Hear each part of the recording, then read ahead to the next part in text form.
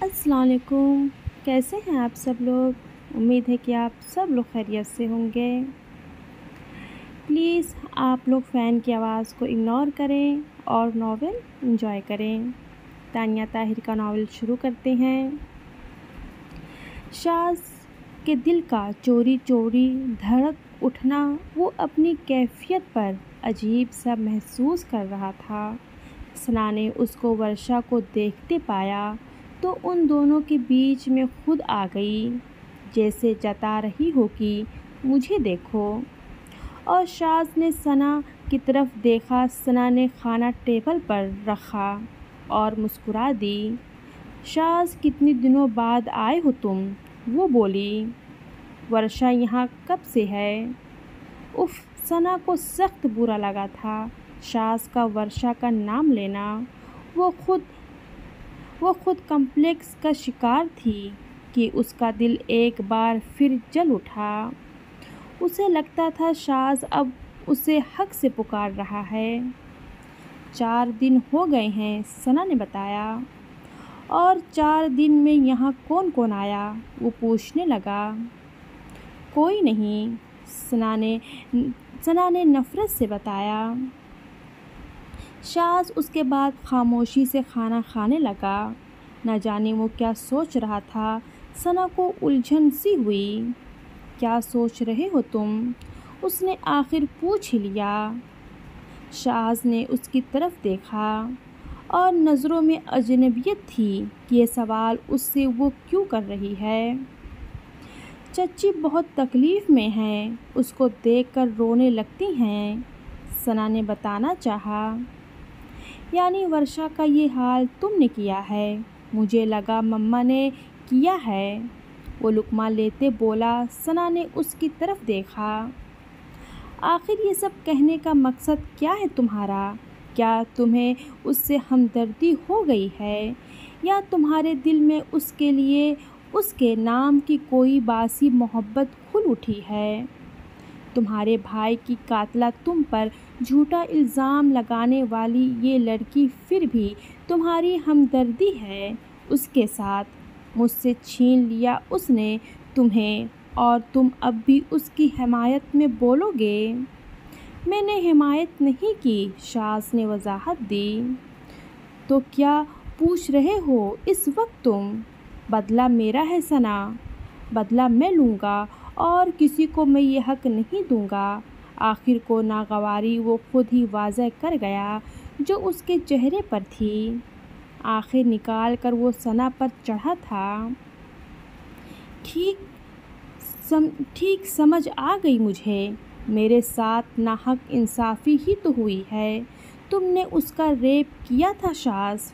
ثنا، وہ دھاڑا، بکواس منہ میں رکھو۔ کیوں رکھوں منہ میں؟ تم اس سے بدلہ لوگے اور میں نے لیا تو تمہیں چبھ رہا ہے۔ تمہارا کوئی عمل دخل نہیں ہے تو تم دور رہو ان معاملات سے۔ جب تک میری اور تمہاری شادی نہیں ہوگی تب تک میرا تمہاری زندگی سے عمل دخل ختم نہیں ہوگا اور اس کے بعد تم پر صرف میرا حق ہوگا، یہ بات تم سمجھ لو، وہ بولی۔ میں تمہیں کسی بات کا جواب دہ نہیں ہوں، اس نے سر جھٹک کر کہا۔ ثنا بے چین ہو گئی۔ چچی بھی باہر آ گئیں اور شاذ کو دیکھنے لگیں۔ بیٹا بس نفل رہ گئے تھے، وہ پورے کر لیے، بتاؤ کیسے ہو تم؟ ٹھیک ہوں مما، وہ مسکرایا۔ اچھی بات ہے، کام کیسا جا رہا ہے؟ شاذ اتنے دن تم گھر سے ایسے غائب رہو گے بیٹا؟ ایک ہی تو بیٹا ہے میرا۔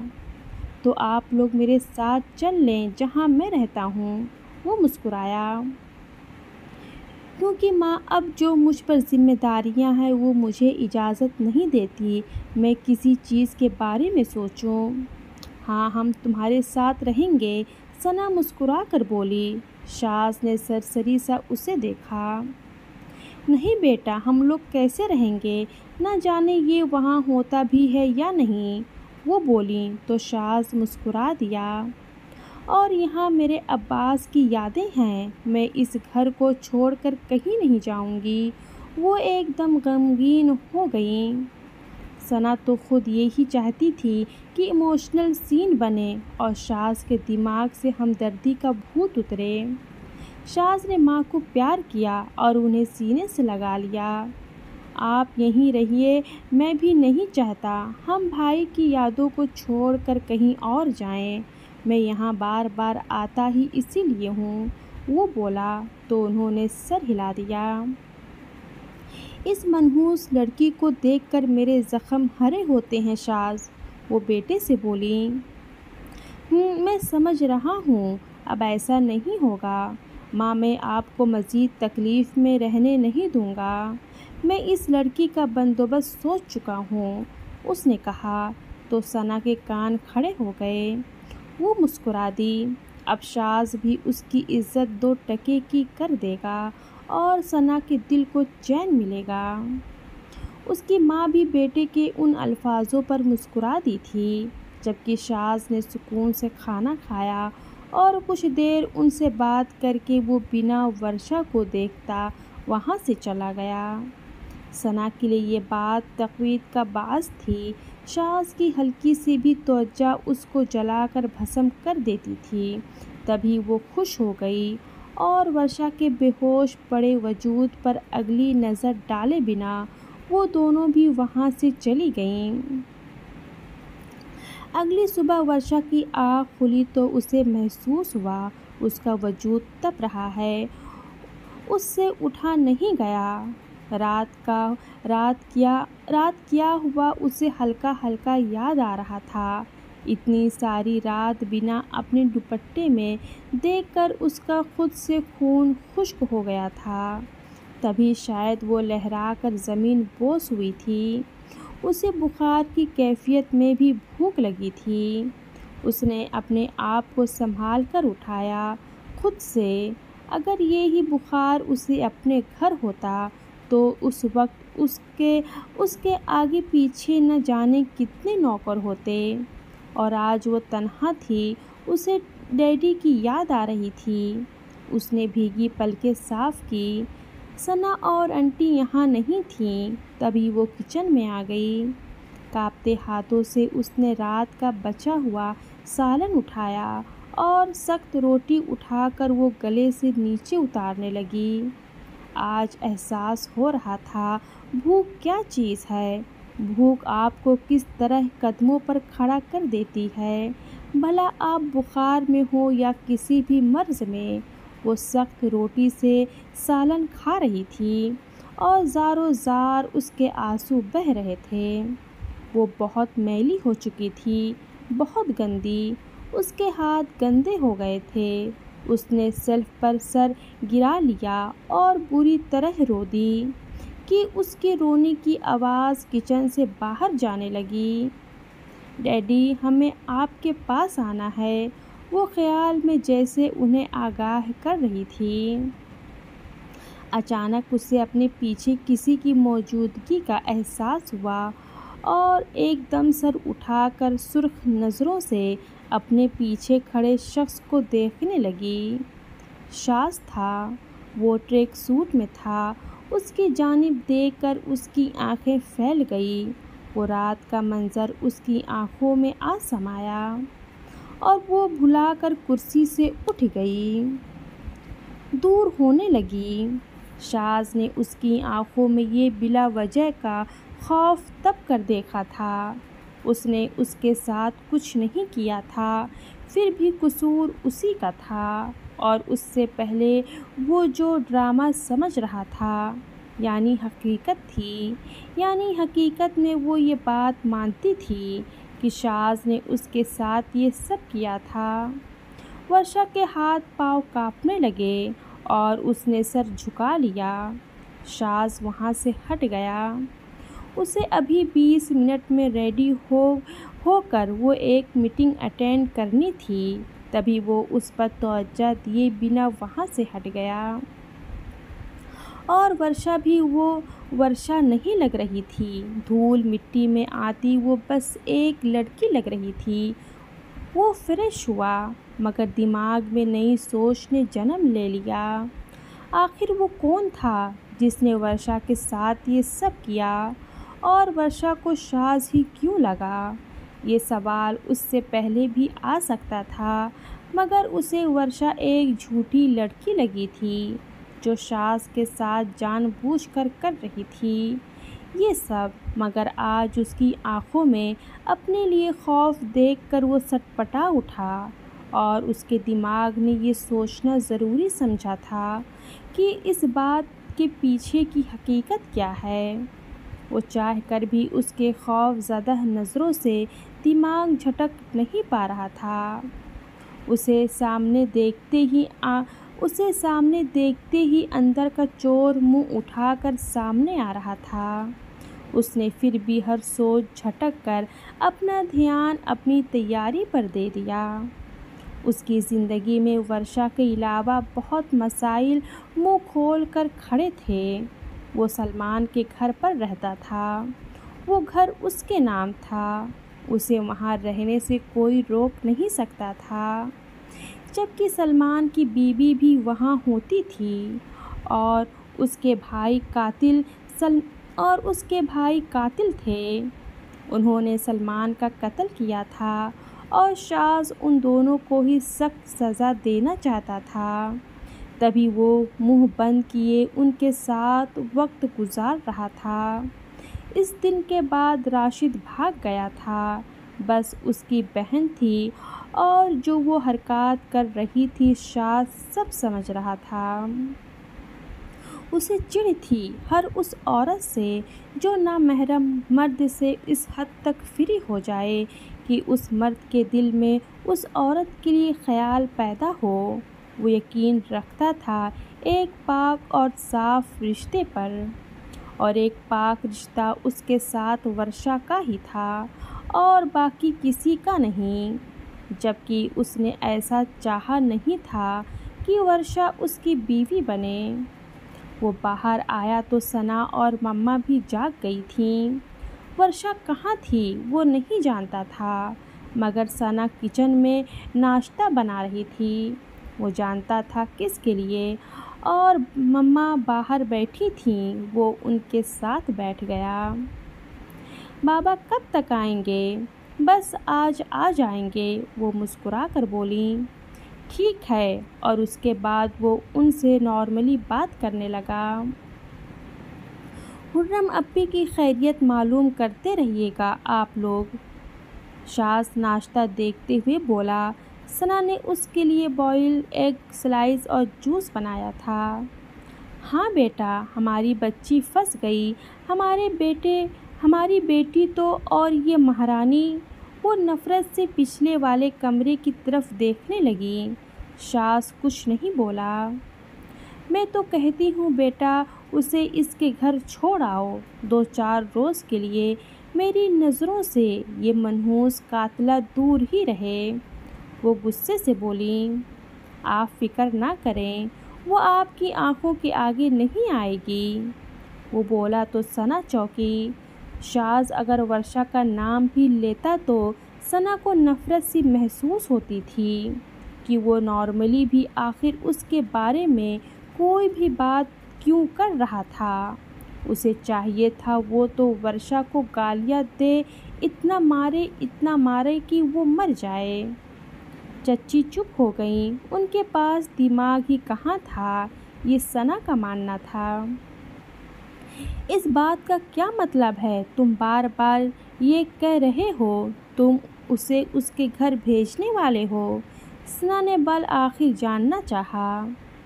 نہیں، عادل خرم اپی کو پریشان کرے گا، اور میں اپنی وجہ سے کسی کو تکلیف نہیں دینا چاہتا، شاذ ناشتہ کرتے ہوئے بولا۔ تو پھر؟ ثنا بے چین ہوئی۔ میں ورشا کو اپنے ساتھ رکھوں گا جہاں میں رہتا ہوں۔ شاذ نے بہت نارمل انداز میں بات کی تھی، جبکہ ثنا کو لگا بم آ پھٹا ہو اس کے سر پر۔ کیا بکواس ہے یہ؟ تمیز سے بات کرو، شاذ نے گھورا۔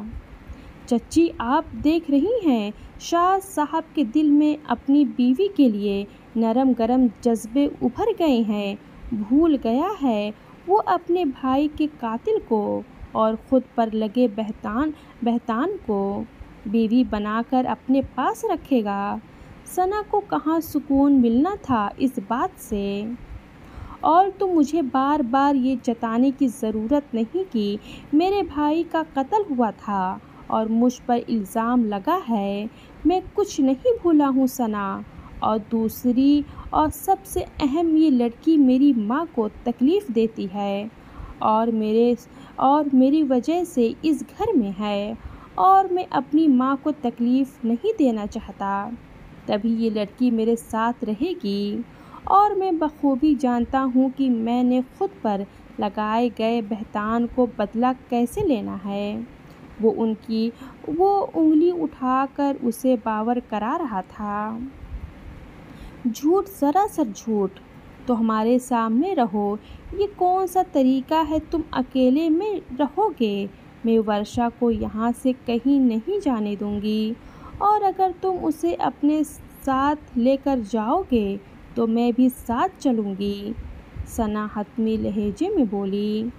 شاذ کو اس سے بات کرنا ہی بیکار لگا، تبھی اپنی جگہ سے اٹھا اور اپنا موبائل اور والیٹ اٹھانے لگا۔ مما کہاں ہے ورشا؟ اس نے ماں سے پوچھا۔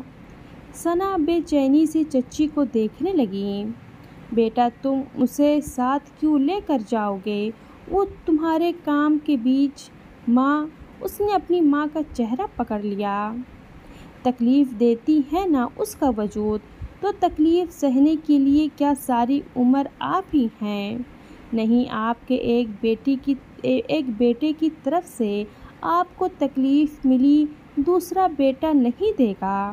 آپ میرے فیصلے پر اختلاف مت کریں، وہ پیار سے انہیں سمجھانے لگا۔ ثنا کا بس نہیں چلا، شور زور سے چیخے۔ نہیں چچی، وہ ہمارے پاس رہے گی، کہیں نہیں جائے گی۔ اس کے ساتھ کیوں بھیج رہی ہیں آپ؟ وہ بولی تو چچی چپ رہ گئی۔ کیا جواب دیتی کہ نہیں، مجھے اسے دیکھنے سے کوئی تکلیف نہیں ہوتی۔ شاذ، اسے لے کر جاؤ۔ شاذ، اچانک انہوں نے اس کا ہاتھ تھام لیا۔ شاذ انہیں دیکھنے لگا۔ میرے سر کی قسم کھاؤ، تم اسے کبھی بیوی کا حق نہیں دو گے، وہ بولی۔ شاذ تھم گیا، ان کی جانب دیکھنے لگا۔ کھاؤ شاذ، اسے کبھی بیوی کا حق نہیں دو گے؟ وہ اس گھر میں صرف ان بدلوں کے لیے آئی ہے جو ہم نے برداشت کیا، ہمارے صبر نے کیا۔ میں اس سے اپنی نسل بڑھتے ہوئے نہیں دیکھوں گی۔ اور اس بچی کو دیکھو، یہ تمہاری بیوی بنے گی، اسی سے تمہاری نسل بڑھے گی۔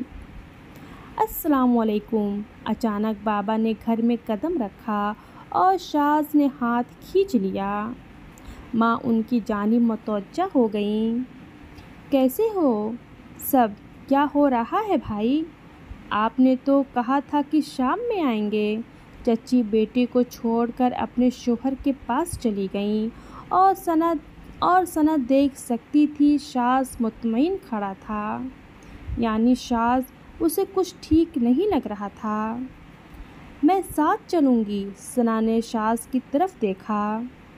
میں کام کرتا ہوں وہاں، پکنک کے لیے نہیں جا رہا، شاذ نے بتایا۔ کہاں ہے ورشا؟ اس نے پوچھا تو ثنا کی آنکھیں لہو رنگ ہو گئی۔ وہ اسٹور روم میں ہے۔ اسٹور روم میں؟ وہ دونوں باپ بیٹے حیرانگی سے چچی کی جانب دیکھنے لگے، جبکہ وہ نگاہیں پھیر گئیں۔ تو اسے کس گھر کی ملکہ بنا کر بیٹھا دیتی؟ جس حیثیت سے وہ آئی تھی وہ وہی ہے، وہ بولی، اور شاذ لمبے لمبے قدم اٹھاتا وہاں سے اسٹور میں آ گیا۔ اس نے دروازہ باہر سے کھولا جہاں تالا لگا تھا، اور ورشا کی سسکیوں کی آواز سنائی دے رہی تھی۔ تالا جیسے ہی کھلا، سامنے وہ سکڑ کر بیٹھی تھی۔ اس نے سر اٹھا کر دیکھا، شاذ ہی تھا، اور وہ ایک بار پھر سہم گئی۔ شاذ نے بنا کوئی بھی سوال جواب کیے آگے بڑھ کر اس کا بازو جکڑا۔ یہ ورشا جانتی تھی اس کے بازو پر اس کی گرفت کتنی سخت تھی، جبکہ وہاں کھڑا ایک ایک شخص بازو پر بڑی سخت گرفت کو دیکھ رہا تھا اور اسے باہر لے آیا۔ میں جا رہا ہوں، اس نے اپنے ماں باپ سے ملنا مناسب نہ سمجھا۔ ورشا کچھ سمجھی نہیں کہ وہ اسے کہاں لے جا رہا ہے، مگر شاذ کو محسوس ہو رہا تھا کہ ورشا کے ہاتھ کانپ رہے ہیں۔ ثنا بھی اس کے پیچھے ہو لی۔ میں ساتھ چلوں گی چچی، اس نے دیکھا بیٹا لے ماں پلیز، وہ بولا، اور ورشا کو گاڑی میں دھکیل کر اس نے گاڑی اسٹارٹ کیا اور ثنا کا 4 دن کا خواب اس کی آنکھوں کے سامنے پاش پاش ہو گیا۔ وہ پلٹی خون آشام نظروں سے چچی کو دیکھا اور اندر چلی گئیں۔ شاذ کی گاڑی باہر نکل گئی تھی۔ کمرے میں آتے ہی اس نے ہر چیز کو تہس نہس کر دیا تھا۔ نصیر صاحب نے چیزوں کی توڑ پھوڑ کی آواز سنی تو اپنی بیوی کی جانب دیکھا۔ اس سے بھی کہو اپنے گھر جائے، وہ بولے۔ آپ سب لوگ بھول گئے ہیں کیا ہے آپ کا بیٹا، اور تم نے اس لڑکی کے ہاتھ پر اپنے بیٹی کی گرفت دیکھی تھی؟ تمہیں لگتا ہے وہ اس کے ساتھ انسانوں والا سلوک کرے گا؟ اور کیا چاہتے ہو تم لوگ؟ میں اپنے دوسرے بیٹے کو کبھی نہیں کھو سکتا۔ ماں بنو، ڈائن نہیں، وہ بھڑک کر بولے اور کمرے میں چلے گئے۔ جبکہ وہ چپ ہو گئی، ثنا کے پاس آ گئیں۔ ثنا، آپ دھوکے باز ہیں، آپ نے کیوں نہیں مجھے بھیجا؟ وہ ان کے بازو پکڑ کر بولی، جبکہ انہوں نے اسے پیار کیا۔ میں دو چار روز تک کہتی ہوں اسے وہ لے جائے گا، تمہیں بھی، اور ان 2-4 روز میں وہ دونوں اس کا دم گھٹ رہا تھا۔ ایک قسم تو آپ اس سے لے نہ سکیں۔ ثنا نے بھڑک کر دیکھا اور شرمندہ ہو گئیں۔ وہ میرا بیٹا ہے، ویسا کچھ نہیں کرے گا۔ آپ اس سے کہیں مجھے لے کر جائیں بس، وہ حکم دینے لگیں۔ ٹھیک ہے، پریشان مت ہو۔ پریشان نہ ہوں تو کیا خوشی سے جھوموں، شاذ میرا ہے، اور یہ بات میں چیخ چیخ کر پوری دنیا کو آج بتا رہی ہوں، وہ چلا رہی تھی، جبکہ چچی اس کے جنون سے خوف زدہ ہو گئیں۔ میں ورشا پر تیزاب پھینک دوں گی اگر شاذ ورشا ایک ہو گئے تو۔ وہ اسی جنون میں رونے لگی، جبکہ چچی گھبرا گئی تھی اس کی کیفیت دیکھ کر، اور وہ کمرے سے باہر نکل آئیں اور انہوں نے تائی جان کو کال کر دی کہ وہ آئے اور اسے لے جائیں، شاید کچھ دن یہاں سے دور رہے تو بہتر محسوس کرے، کیونکہ اس وقت تو وہ ہوش سے باہر ہی لگ رہی تھی۔ چچی کی نفرت ورشا سے اور بھی بڑھ گئی تھی۔ وہ آئی تو گھر میں کیسا فساد برپا ہو گیا تھا۔ اللہ حافظ۔